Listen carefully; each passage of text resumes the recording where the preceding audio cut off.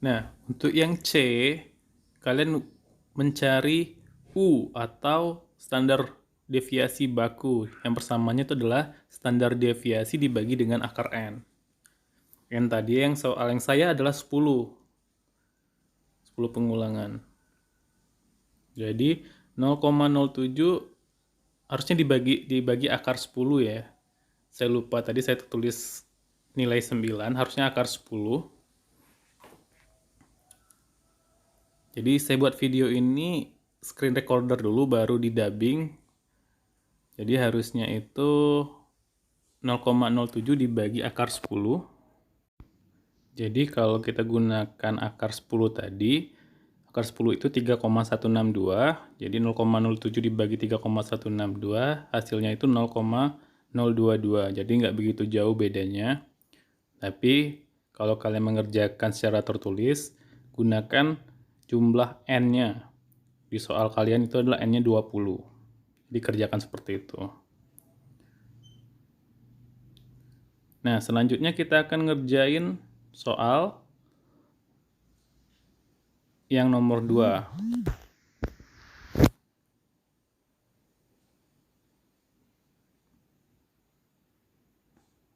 Namun sebelum itu kita selesaikan isian dari data yang diperlukan, yaitu nilai yang diukur plus minus adalah standar deviasi baku.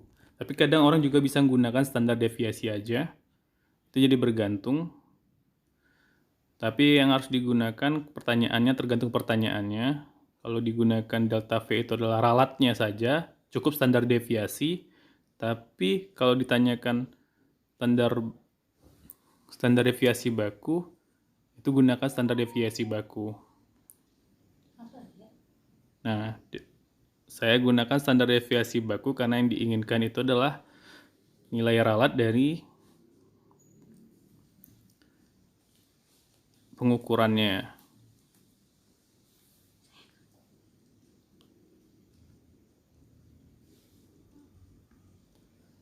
Ini kalau input di Word, maka saya buat tabel lagi agar mudah bisa di copy paste, yaitu mengedit data tabelnya. Nanti ditambahkan simbol plus minus. Selanjutnya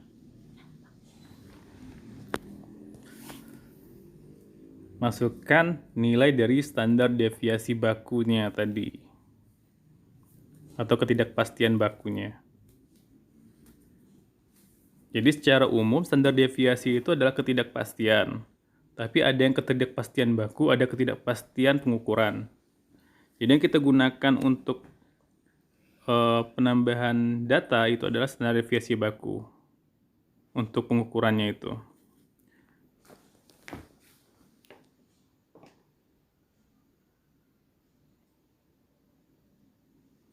Nah, seperti ini. Jadi nilai standar deviasi bakunya atau ketidakpastiannya itu lebih kurang tidak akan berubah karena plus minus. Jadi nilai rentang pada pengukuran 1 itu harusnya 3 dikurang 0,02 sampai 3 ditambah 0,02. Selanjutnya untuk nomor 2, maka standar deviasi atau delta P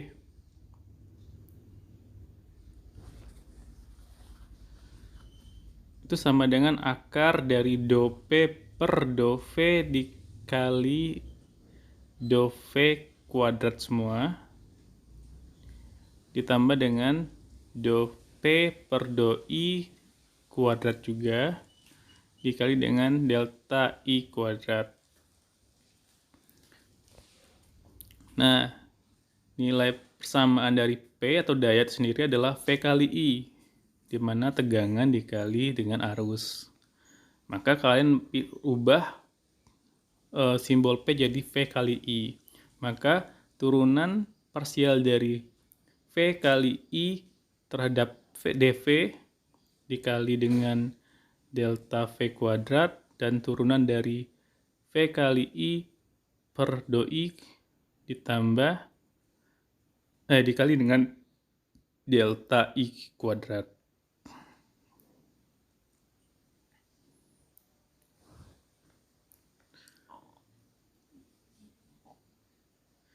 Nah, ini yang saya tuliskan itu tentang tadi turunan parsial. Yang kita kan turunan parsial itu adalah turunan sebagian. Jadi sebagian dari persamaan itu diturunkan, sebagian lagi tidak diturunkan. Nah, kalau seperti ini, do V kali I. Jadi kita turunkan dulu do V per do V.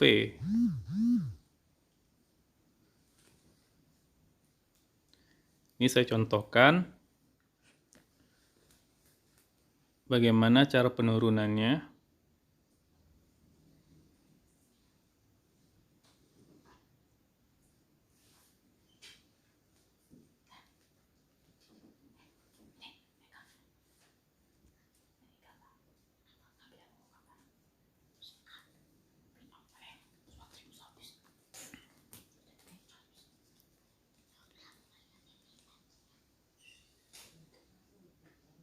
Nih, turunan parsial, persamaannya dulu agar kalian paham.